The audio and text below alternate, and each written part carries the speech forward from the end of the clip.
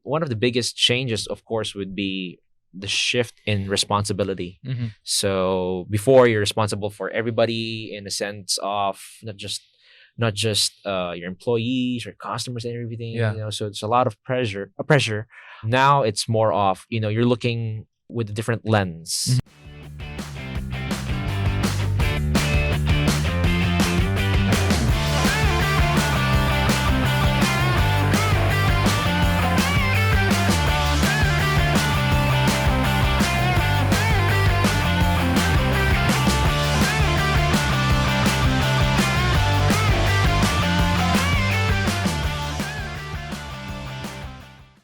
From Pandora Labs to now, you mentioned it now has been acquired by a foreign company, Yes. which is Bolton Labs, which stems from Australia. Was it? No, it's US. US. Yes. Got it. Yes. Tell us about that journey from the one who has founded. Because now, here's what I'm curious about. Because I'm a founder. I mean, I founded SEO Hacker way back 2010, actually, when I Wow. founded it. We're going now 9 years. Wow. 10th year next year. Kudos. Thank God. And from where I'm standing, I am very curious as a person, because I have never done this before. I've never merged or I've never gotten acquired. Obviously, SEO Hacker still standing. What happens then when you, as the CEO and founder, merges with another company, such as what happened with Pandora, and you are now the vice president of product, Yes. which still is a big title. Yeah. But I'm sure there are limitations now that you answer to a board and to a CEO. Yes. Can you tell us about that journey and what's the difference? Okay. I'll start out with the journey and how we eventually ended up, merging. So the first is, like I mentioned, going back to the story that we wanted to, make it out there, proving that we can actually do it. So that's one of the primary reasons that prompted me to have this merger, is because Bolton, before, the company called Bolton Remote, actually had, I would say, a lot of ready customers for security services. And the issue that they had was there wasn't enough security capabilities, and I would say no security technology back then.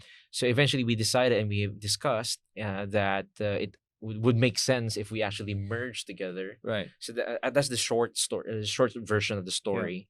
And so the journey was really about understanding, how it could catapult, our reach to a larger scale. Right. Because if we're gonna, do it just by ourselves, I would say it would probably taken longer than what we would expect. And of course, it's also looking into, how we could actually, grow our market and our sales way faster than how we're seeing it in the local market. Yeah. So given the opportunity that was provided by Bolton Remote, it totally made sense. Yeah. And of course, commercially also made sense. So we said, okay, we shook hands and said yes. Of course, there's different, backstories of my personal journey in making towards that decision. But in a nutshell, that was what has transpired. Right. And then right now, being you mentioned being the VP of product. Yeah. And what it's like now, answering to a board and to another CEO. I would say one of the biggest changes, of course, would be the shift in responsibility. So before, you're responsible for everybody in the sense of not just your employees or customers and everything. So it's a lot of pressure. Now it's more of, you're looking with a different lens. You're looking, okay, how I could, accelerate growth, how I could improve my my software, what capabilities could I actually provide better to my customers, so and so forth. And so that's, I would say, one of the biggest switch or changes that I experienced. So now you don't have to problematize about the nitty-gritty. There's a missing mirror on the restroom. Like everything that you need to worry about now is just about your role as VP of product. Yes, it's more focused, I would say. It's very interesting that you mentioned earlier that Bolton Labs, they already had that environment, meaning there's already the need and they had the existing customers, and all they were looking for is the solution, and you had it. Yeah. And on your end, you were looking for the scale, Yeah. which is the customers that need your product. Yeah. And so it was a perfect synergy for you. Yeah, and just to share about that, I mean, you made a good point, because prior to the merger, I was also considering a lot of other ways to fund the growth. So of course, different strategies, and meeting with a lot of potential investors. There's always this one thing that's always lacking, and this missing component, I would say, is what drive me to say yes immediately to Bolton. I mean, with the group of Bolton and Patrick and Richard, I'll share more about who they are.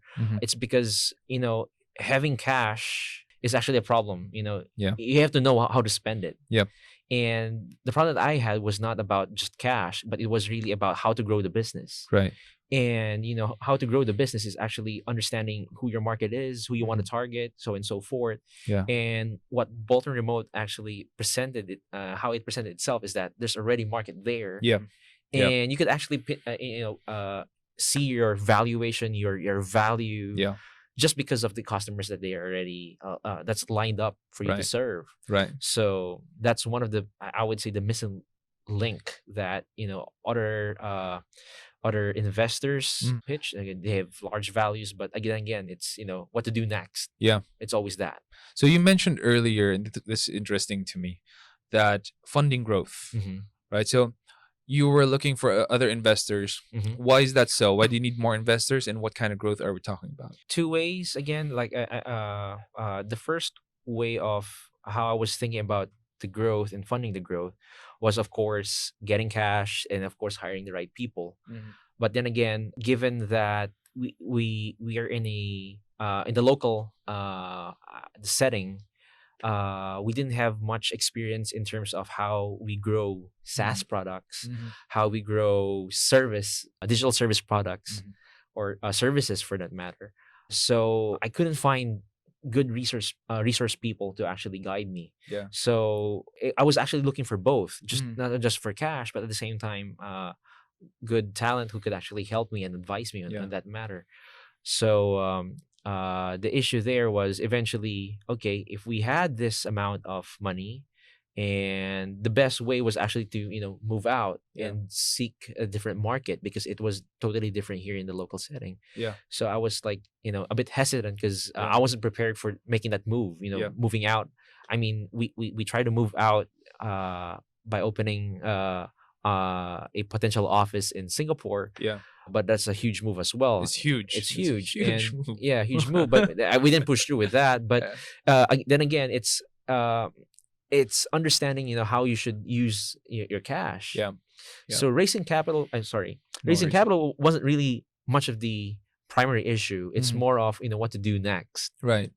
And then here comes another way of funding the growth, which is looking for synergistic opportunities with potential partners, wherein they don't offer you just cash or talent or capabilities to actually grow the business, but it's ripe in the sense that they already have potential customers.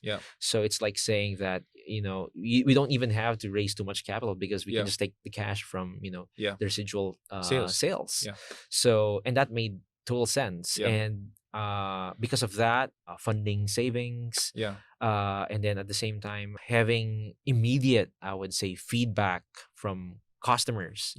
And this was customers outside of the Philippines, and seeing that they're responding the same way as how they're liking the service, they're liking the product, made a huge validation that we're doing the right thing. So that was technically the two different ways of, I would say, funding the growth. One is the long game, but of course it's high risk.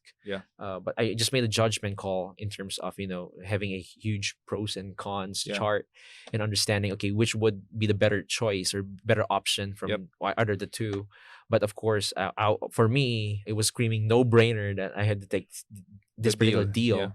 And of course, I prayed about it, and God was like saying, okay, this is the Yeah. the better option. Of course, I have to be settled with myself, you know, Yeah. with all the changes that would happen. So Yeah. you won't be the CEO, Oh yeah. change of the name and Yeah. stuff like that. But of course, I think those are essentials as well, but they're not they won't be showstoppers for you making those choices if you understand what are the most important thing going into this deal. Right. Yeah, which is, you know, again, going back to the mission that, okay, here we Yeah. are right now serving a bigger platform, Yeah. that we made it, that, you know, Japanese market is saying, yeah, Yeah. US market is saying, yeah, you're doing a Yeah. great job. You know.